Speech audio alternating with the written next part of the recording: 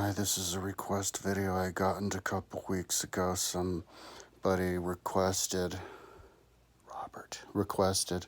who's moving to Portugal soon, requested that I talk about insomnia. He said maybe I should talk about maybe insomnia is good and you shouldn't worry about insomnia, and maybe it's natural that you're up at night, woo. I think that's extremely.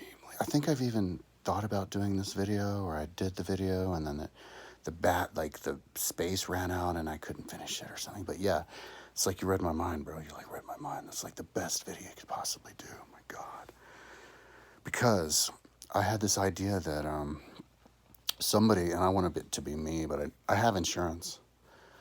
I'll do it once I get more physically fit. I'll do it soon. I have to talk my mom into it, though. She'll probably try to talk me out of it. And it's a little bit.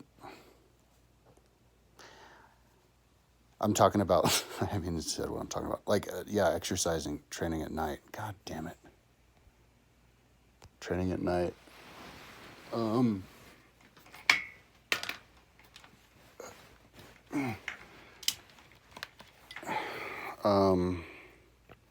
Because it's like something that you could. That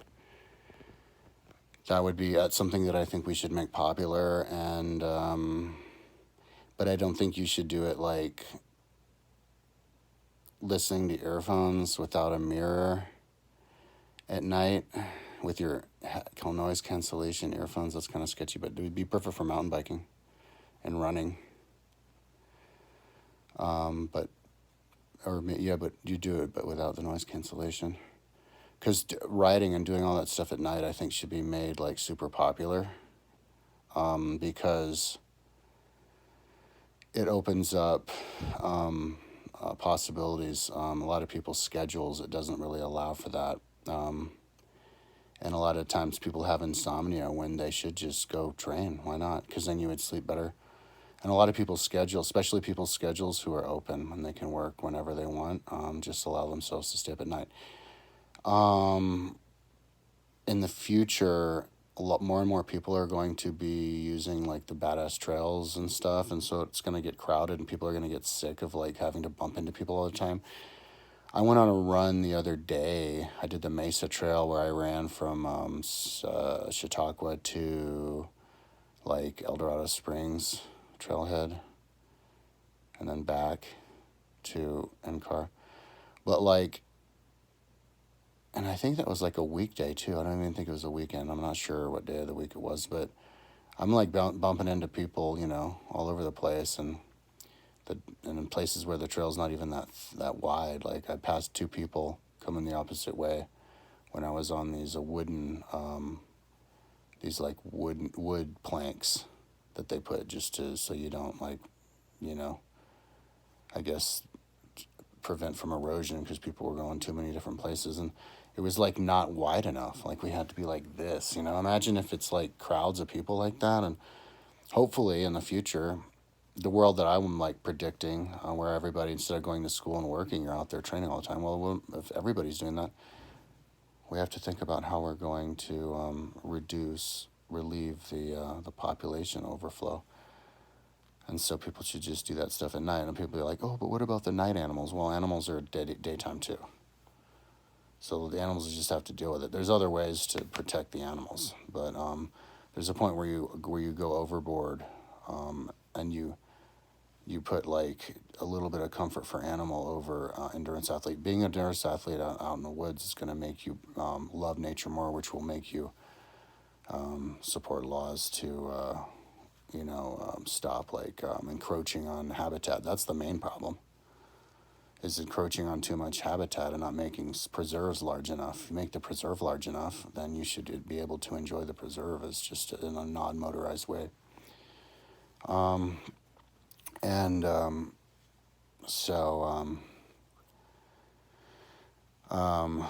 Because people are always going to want to, be able to do it alone, and then people are naturally going to gravitate towards doing it at night. It's going to happen that way, especially with the high tech we have with awesome playlists. You just get lost in in the training, and you just like the tunnel, not being. You've seen the scenery a bunch of times during the day. You don't need to see it again. Now you're focused on the trail and not wanting to worry about what's going on outside of you. And the lights will be strong enough, so that you won't have to worry about like tripping over rocks, and it'll scare away all of the mountain lions. If mountain lions start attacking people, you can just make like figure out a mountain lion deterrent, like some kind of a taser or whatever. But there's always a way around it. And then the animals will just get used to it. All the important thing is that we stop encroaching. We keep encroaching, and we keep population popping. We have to figure out how to not populate too much. But like you look in the mountains, and there's like all these little like houses and stuff. I mean, I don't know if they're still cutting trees down to make way for new developments in the mountains. But if they are, we need to stop it now. I just spent like a long time, man, like a couple weeks or whatever. I plugged up all of nature, but I made it look natural. So I did it in little bits and pieces of all of like 160 kilometer diameter from Boulder, so like an 80 kilometer radius, and so from like northern Fort Collins down to like southern Denver in a circle. Plugged up all to make it look natural. It's really cool. You should download it on Google Earth. But so I know back and forward the whole area around here, and I was examining Denver, and the entire periphery of Denver, south and western and north, is getting developed. It's like a whole belt of like development that they're building, like new roads and then plots for houses, but the houses haven't built yet, and it's like it looks like Denver's just mushrooming, and I'm thinking, well, they're sooner or later going to start running out of water, and then they're going to want to start making like more reservoirs in the mountains to support all the new people, which is going to encroach on the land of the animals. And they're making a gross reservoir expansion now that'll be, I think they're supposed to start last year. Take a couple of years to do it, but it'll end up making Gross Reservoir the second highest dam in the nation, after like Hoover Dam. And it'll make the reservoir a lot bigger, and people are already like up in arms about that encroaching on land. But if they keep doing that, and then we come into some kind of a drought from global warming, like we're going to have a crisis. So we should probably focus on. If people can't stop overpopulating, we need to start figuring out how to make the cities go up, and just make the city, make it so that you can't make any more houses and everybody just has to live in a skyscraper. And then that way, at least though, if there's a gazillion people and they have to keep having babies, that way at least they can enjoy the nature, without too many crowds, just allowing people to do it at night, And even if you have to make more trails, I think that should be encouraged as well, because trails don't kill animals. It's the houses. You're not encroaching on an animal if you're just building a trail and running through it. You're encroaching on an animal if you build your house. If you cut down the tree and you build a house there, you actually move there, but you're not moving there. It's just a trail. People are just passing through. Because another project that I did was that it was the one right before I plugged up the land was on Google Earth Polygon tool, drawing out all the different trails that there are, but not just the official trails, but looking at the like natural animal trails and making trails where there need to be like because the mountains are so they're so big and there's so many canyons. There should be a trail between each canyon to make it to expand the territory and make it as big as possible, make it appear as big as possible, so people can utilize it. So if there's trails all over the place, there's more people on more trails, and there's less population pressure. So that, in conjunction with encouraging people to exercise and adventure at night, will keep the population pressure down, and then enough people will be out there knowing what the land is, so that when they come back here, they'll make sure that there's no more encroachment out there. So it'll actually be good for environment to encourage people to go in the mountains. I did this mountain bike race called 24 Hours in Moab back in 2010, and I think 2011 was the last year they had it because people like environmentalists were said that all the mountain bikers out there, it was like hurting the environment, and that's the wrong way to think. They're just mountain bikers on pre-designated roads, and then they're just there for a day, and then they come out from the experience knowing nature, and then they love nature more. It's the people who don't experience nature are the ones who are dangerous and try to overpopulate and then encroach and develop just to make money or for themselves or provide jobs or whatever. So we need to. I mean, it kind of it could be difficult to make people feel like their like quality of life is going down when people can't live in houses anymore and they have to live in skyscrapers. But quality of life actually is going up. We have better health care, better technology, better entertainment technology, and education. So what we need to preserve is the natural environment. So yeah, I think training at night should be something that should be encouraged and to get people out there and do it. And also it encourages people to train because a lot of people, they kind of feel like it's too hard, especially like people like me who are like older and it's harder to like get going. Like me, I'm having a totally difficult time getting going because I have insomnia every night and then I don't have the fitness to do rides that I want to do and I don't have fitness every day after day and I'm hoping I'll get stronger later, but like if there were like a bunch of people, like a dozen people or dozens of people in Boulder who had daily vlogs, oh look at this trip I did, just through the night yesterday I did this big run, and then they show the video of them in the light, and you kind of normalize it, then it doesn't seem like and then I like listen to this then it doesn't seem like it's as you'll be a lot more encouraged to actually do it. It won't be as daunting. I think a lot of people are afraid of like maybe tripping and falling, but if you know that you have, you just demonstrate that it's easy to do. Show that you have enough light to not trip on a rock and fall, and you're not gonna like crash into a raccoon or I almost crashed into a skunk. I mean, and all the different things that could happen bad.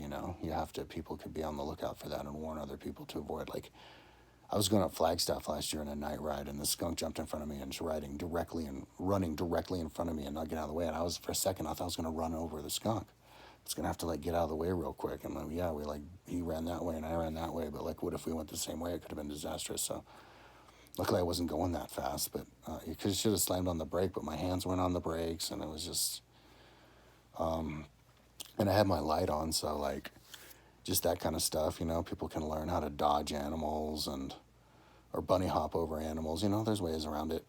You could bunny hop over a raccoon in your way quicker than you could like swerve out of his way. That would be the best way to do it. Just bunny hop over him. Or if you're like, if it's life or death, maybe you could just do an endo over it. You'll fuck yourself up, but you won't kill the animal. And how to avoid cars, how to use the like radar, your bike radar at night, how to like maybe demonstrate that it can be safe to listen to noise cancellation earphones on the road at night, because when you see the lights come, you just make it go pause. In a lot of ways, it's easier at night because you can see the lights, so you know exactly where the car is.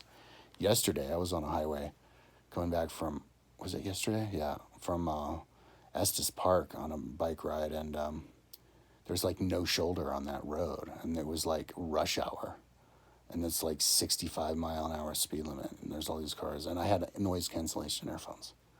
And a lot of cars weren't that close, and I was like, one lady cut in front of me on the road. I'm riding down the road, and she just drives right in front of me. It's a slam on my brakes. And that kind of stuff, it's like sketchy when you have the earphones, and I didn't have my radar with me. I forgot to bring it in. You can't see or hear the cars coming. It's just like if they decide to kill you, you're dead. But if they have a light, at least you can know exactly where they are, because you can see the light coming, so you have a chance. And you could even tell if the light's extra bright or maybe pointing at you, you'll look back and get out of the way. So always it's safer at night. And also the temperature is a lot better. Like with global warming in the south, it's too hot to ride during the day, but at night it's perfect. So like, and there's all these like places that people think are maybe boring, like wide open places like Oklahoma or Texas. But you could go out and make these trails out in the desert, and then you ride them at night, and it's perfect temperature. And a perfect temperature like that, you can cover huge miles. And when it's flat, you can cover huge miles. So it's a perfect location to have like these just giant rides that, like mountain bike rides in the wilderness, that me and Boulder, I could never hope to have a ride like that. Because if I go out east to where it's flat, it's just all developed. I could only do a road ride like that. But you could do like big ranches and stuff. You could do rides like that in other places that people now are like boring. But it would be like a mountain biker's like, or like a cyclocross rider, a gravel rider's like dream out there. Or yeah, like a mountain biker. You could be on like a cyclocross bike just on a single track trail, and it'd be fast. And you're right in the middle of the wilderness with zooming around and twisting and stuff, and going around like visiting all the different natural features and covering huge distance at night because you can go faster, and you can bring more water. You have more range because you don't drink as much water. On the full moon, you can see like perfectly even without a light.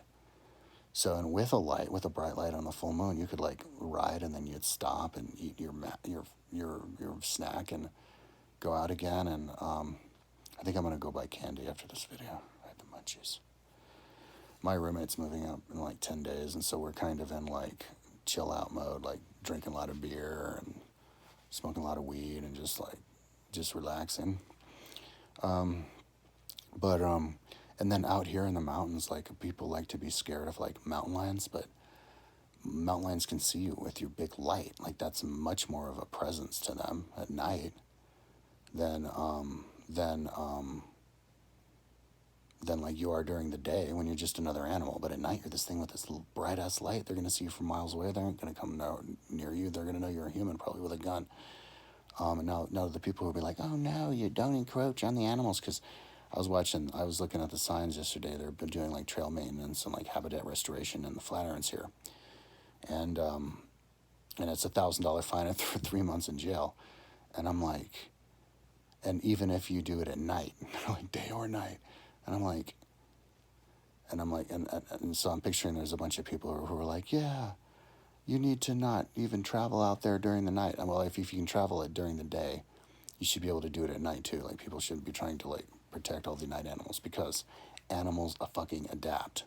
Okay, now this is where you have to draw the line. Like you have to, it's the weighing, right? Now allowing people to enjoy the nature is going to pay off dividends much more once they get home to protect the habitat than not allowing them to go because they make the animal happier. Animals adapt. I mean, sure, maybe you're going to have a little bit of different version, but that's how animals are. Every animal in some way is domesticated anyway, and we can't avoid it. We always make like animals adapt quickly too. Like there's the sparrow around a bridge, and they used to be like big and white, but then they quickly, over the couple like 20 years, turned small and brown, because the small ones with little wings can fly away from the cars faster and not get hit, and they can also camouflage in the smoggy air and the smoggy like gray buildings from the predators. Within a couple, you'll have the animals will stay there. They'll just get used to humans. And then as you're running up that mountain, you're gonna see like mountain lions literally like looking at you like, "Hey, what's up?" Because you're like you're not hunting each other because you're so familiar with each other. And bears too. I saw a bear last year. I stopped by the road and I'm like, oh my God, look, it's a fox. I saw a fox right in front of me, like nibbling on something. He was like 12 feet away, and I was trying to film him. And then he kind of walked away. And as the fox walked away, I saw a bear walk right in front of me, like 30 feet. And he walked right in front of a car, and the car had to stop. And then he went over like the guardrail of the house into somebody's backyard. Like those are domesticated animals because they know they're not hunted. Maybe like a couple hundred years ago, the Indians, they would have run away from you, but they know. And even a deer, like I was riding a Flagstaff a couple days ago, and I saw a deer like eating grass in this small patch of grass between the cliff and the road, and it was only like 3 feet wide. And I'm like literally right next to this deer, like 1 foot away, and he's just like looks at me and kind of keeps eating and like not freaked out at all.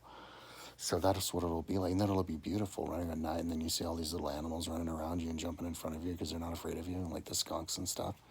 So I think it's the tapped resources that needs to be. Plus, we have like really good, clothing to deal with the cold weather, even the coldest weather, and still be portable. So might as well use the technology, and then it'd be a fun little way to like people could have different techniques and different clothing to wear at night, and it's something that we definitely need to practice in multi weather endurance races, because like the 21 people who died in China last week, because they went over the pass and they didn't have their proper gear, or they didn't know about the weather.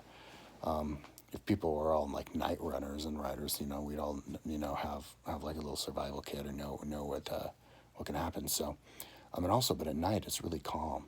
There's never wind at night, and during the day the wind can be really annoying, and it can slow you down and be loud. But at night it's beautiful when it's like nice and calm, and you can hear everything. You could even hear like different animals going. Some people might say, "Oh, it'd be different. You could fall in a well, or fall in a mine or something at night." But if you have a really good, you just stay on the trail, and if you have a really good, light, you're gonna see it. So and you would just have families do it. People bring their children, and then they grow up knowing how to do it. So I think night exercise is good. They should bring like Norwegians know how to do that kind of stuff because it's light time. They should come into America and show people how to do it at night. But as far as the people who are like up at night during the doing like business and stuff, I think it's cool to do live life at night as well too, because that means you sleep during the day and you're not in people's way. I've been a nocturnalist for a really long time, and I've been like whenever I go out, I go to the store for munchies or whatever, and then there's like never anybody on the road. Like I go to the store, and they used to close at 1, so I go to the store at like 12:50, and there's nobody there, and then they open at 5, so I just go to the store at 5:10, and so there's never cars. I never have to deal with anything. It's like I have the whole city to myself. It's beautiful, and so if more people did that, more people could not have to deal with crowds and traffic. Imagine if instead of having traffic problems during the day at your city, like and all the people, you could reduce that by half, because half the time they'd just be up there during the night. So during the day, it's like totally workable. People aren't getting killed on their bikes or road raging or anything. And then at night, it's bustling and it's alive, and all the stores are open, so people can access things at night. A lot of people are bummed because they can't go and do stuff at night because it doesn't work with their schedule. They're, oh damn, the store closed, it closed. But if the stores are always open, then it never gets in anybody's way, and we can be a whole lot more productive that way. So yeah, I think people who can instead of just trying to worry about sleeping, the people who don't have to, because less and less people are having to be able to work on their own schedule, they should try to try to do it. Try to encourage nightlife, especially in smaller cities where they're not really used to it. Like even like Boulder, people, you're out night, stores are closed, because then you would have more like a world culture where you would know exactly. You can go anywhere in the world at any time, and it'll always be open. It's super convenient, and so that's what I think about insomnia. And as far as like insomnia, I don't have the tools to buy insomnia stuff because I don't have any extra money. I don't want to spend money right now. But yeah, I would like to buy the tools, and I guess they have like you just noise cancellation earphones and like head mask, and then all the different tools, pills you can take. And I take melatonin, Unisom sleeping pill, and I was taking lavender essential oil pill.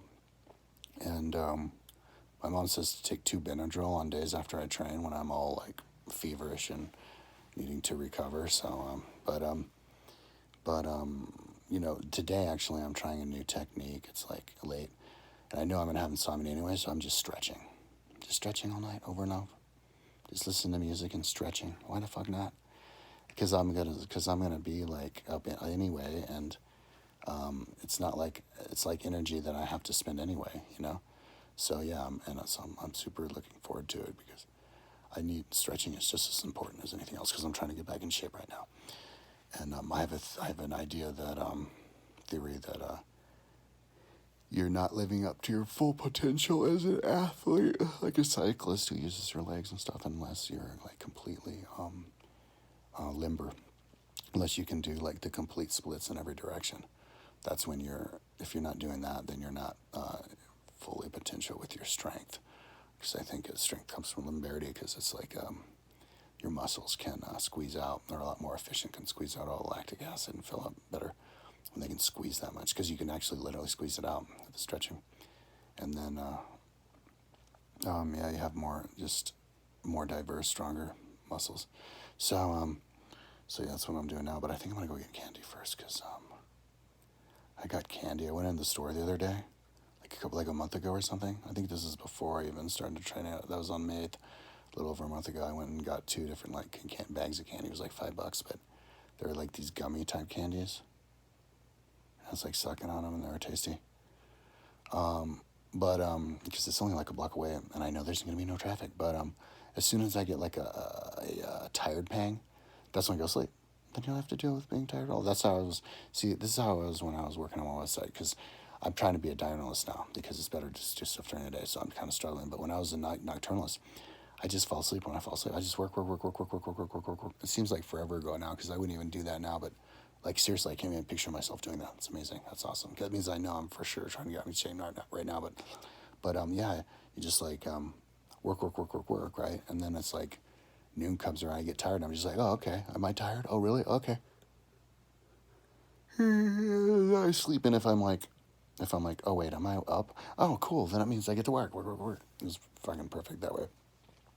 So if you're like that, yeah, don't worry about it. And then you could like, but if you live in because now, if I was like work, okay, now I'm done working, or I just woke up and it's like nighttime, and I'm like, I have the energy to go do something. It's like it'd be a lot more easier for me to do it if it was normalized. And I could look out, because I can see the fines from where I am. I could look out of my window, and I see all these lights up and down, and I'm like, it would just bring light, and bring life to me. And I'd be like, oh my, everybody's doing it. Let me get out there. Maybe I'll see somebody I know. I can like do flyby with somebody, and I could see if I can get the fastest for the night, and see what trip they did. You know what I mean? So yeah, I think that's how we should all try to become nocturnalists, and and even become familiar with the animals of the night, and not be afraid of them, and try to like figure out a way to be friends with them. The most popular animal of the night, mountain lion, but that's the most beautiful mountain. That's like our best friend. Dogs and cats, we can make friends with mountain lions, especially and especially if we have a deterrent. Maybe you have like a little gun or whatever. And then you just know you can defend them against them. And then you see them. See, look, this is another video that I want to make, and I'm not going to get too carried away, but I think it's time for us to make friends with animals. There's this guy named, I can't remember his name, but he was on some like channel, and I saw his YouTube video, and he did something where they let him out. Oh yeah, they filmed him, but he was out there living by himself in some cabin on the edge of a lake in Alaska. And he was living off the land. Well, that's romantic and beautiful and everything, but then he had a story, and there's this other dude too. He had a story where this bear came up to him and was looking at him, and so he killed the bear, and he used the fur and everything. This other guy, there was this Wolverine that was stealing his food, and so he killed the Wolverine. But the bear hadn't, I don't think, stolen anything, or maybe he thought the bear was wanting to, but maybe the bear just wanted to say what's up and wanted to be friends. I mean, you never know. They can't speak English, but that's what we need to assume, that the bear wants to be our friend. And then you just make friends with the bear, because you can protect yourself from him. So you just give him food, and then you can make friends with him. Literally pet him, and then maybe ride around on the bareback instead of not just the animal, the horse, but the bears. Like He-Man riding around on the lion and the tiger. You can do that again. Mark Antony used 2 lions to pull his chariot. You could be friends with animals, and then when the animal comes up, the mountain lion, the mountain lion's not hungry, because the mountain lion's habitat is taken care of and there's enough deer. And the mountain lion knows he can't eat you, because they know what happens when the mountain lion gets you, like the animals adapt. And if they do try to get you, then you just stun them with your stun gun, because we have the technology for it, if I can kill them. That's the problem. Maybe you train people to kill them with knives, I don't know. But the zapper is probably, we have the technology for that. And then And so then he gets zapped, and you actually train him that way. So then a mountain lion comes, they're all tagged anyway. Most of them, they're even named. There's like only 40 of them, 40 bear in Rocky Mountain National Park. It's not like there's that many. So they're already domesticated. So they come up and they just like, you zap them, and then they come up, and then you pet them, and then they eventually make friends with you. And then you even know them by name. Oh, look, there's Charles. And then you can even feed them. Why not feed them? They're like totally starving anyway. So you feed them, and then they become your friends, and they're kind of partly domesticated. That's the future of what we need to do. So anyway, that's another video, but that has to do with nocturnalism, because the mountain lion is nocturnal. So if we're going to become nocturnal, we have to make friends with the lions, and the other animals of the darkness. So anyway, so let's keep it at a half hour. Okay, thanks for the request, Robert. Have fun in Portugal. Until next time.